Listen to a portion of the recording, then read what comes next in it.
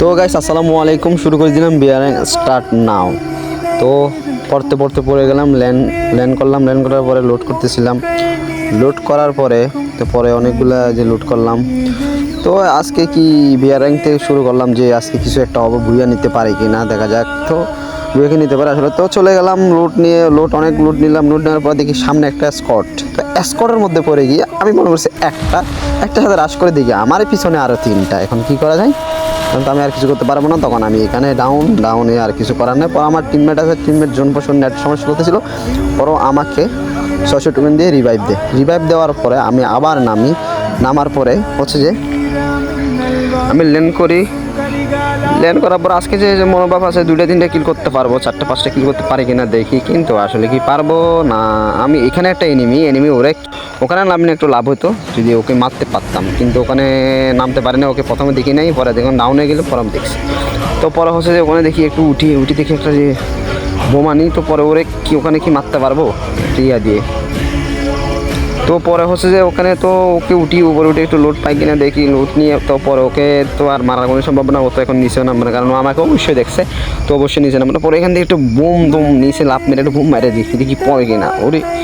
তো পরে ওখানে গেল, কিন্তু ড্যামেজ হলো না। তো একটু পাইনি আসলে, ওখানে যায়নি, সাপোর্ট করে না।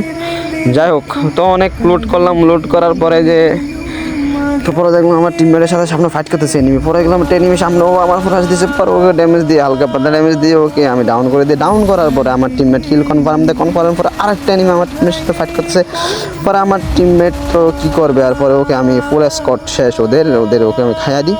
তো পরে হচ্ছে যা ঘাড়ে দিয়ে আমাকে ঢলা দিচ্ছিলো, কিন্তু পারে না, ও ব্যর্থ। এটা কিন্তু লাগলে আমি ডাউন হয়ে যেতাম, কারণ এইগুলো হচ্ছে মোস্টার ট্র্যাক হচ্ছে, লাগলে ডাউন হয়ে যায়। তো হচ্ছে যে আমি তো হিল করে নিই। হিল করার পরে হচ্ছে যে এখন হচ্ছে একটু লোড করে নিই, হালকা পাতলা লোড করার পরে একটু সামনে যেতে হবে। যে দেখি জোনের ভিতর থেকে একটু করতে হবে, কারণ যেহেতু এনিমি গাড়ি চালাচ্ছে, এই মোস্টার ট্র্যাক লাগলে ডাউন হয়ে যাবে। তো পরে এখান থেকে ভালোভাবে আমি লোড নিয়ে নিই, P19 নিয়ে নিই, থমসন নিয়ে নিই। থমসন নেওয়ার পরে দেখি এদিক দিয়ে বুঝে যেতে হবে, বুদ্ধি খাড়ায় যেতে হবে, না হলে নিজের মার নিচে কাটতে হবে। যাই হোক, পরে হচ্ছে যে এদিকে গিয়ে আমি হচ্ছে যে এখানে একটু ওয়েট করার পরে আমি যাই সামনে গিয়ে দেখি হচ্ছে যে জোন অনেক স্পিড, অনেক হেলথ টানতেছে। তো পরে হচ্ছে যে আমি হালকা পাতলা একটু মেডি করে নিই, যেহেতু আমার দিকে এনিমি আসলেও ওরা বুঝতে পারবে না। তো পরে মেডি করার পরে যাই সামনে আগাতে থাকি। পরে আমার টিমমেটের সাথে এনিমি ফাইট করতেছে।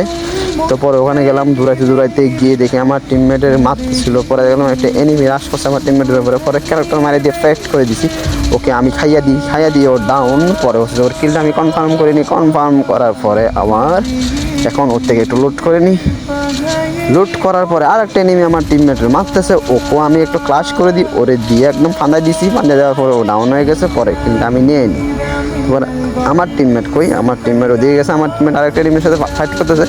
ওরা ওদিকে একটু মারতে পারি কিন্তু আমার টিমমেট ডাউন করে দিছে। ডাউন করার পর আমি এখান থেকে গান নিয়ে নিই, ভালো শর্ট গান, লং গান নিয়ে নেওয়ার পরে যাই ওদিকে যায় আমার টিমমেট কী করে দেখি। তো পরে হচ্ছে এখানে আমার টিমমেট একটা ডাউন দিচ্ছিলাম। তো পরে হচ্ছে যে নিচে মাস্টার ট্র্যাক চালাচ্ছে এনিমি করে মারতে হবে। ও কিন্তু হালকা পাতলা ড্যামেজ লাগছে, কিন্তু ওতে গাড়ি ক্যারেক্টার আছে, এই জন্য ড্যামেজ লাগানোর পরে আমার টিমমেট এনিমির সাথে ফাইট করতেছে।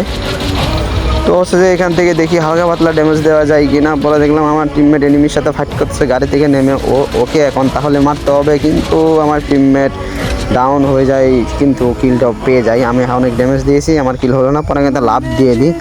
লাভ দেওয়ার পর আমি নিচে যাওয়ার পরে হচ্ছে স্কোয়াডের লাস্ট টু ম্যান, তাহলে 2টা ম্যান কোন দিকে যাই ঠিক তো আর একটা স্কোয়াডের লাস্ট ম্যান। তো আমার টিমমেট আর একটা ডাউন। তো পরে হচ্ছে যে আমি দেখি ও তো আসবে, ঢুকবে। পরে হচ্ছে আমি বাইরে চলে আসলাম, আমরা এখান থেকে পড়ে গেলাম, দেখলাম ভুইয়া আমাদের হাতে হয়ে গেছে।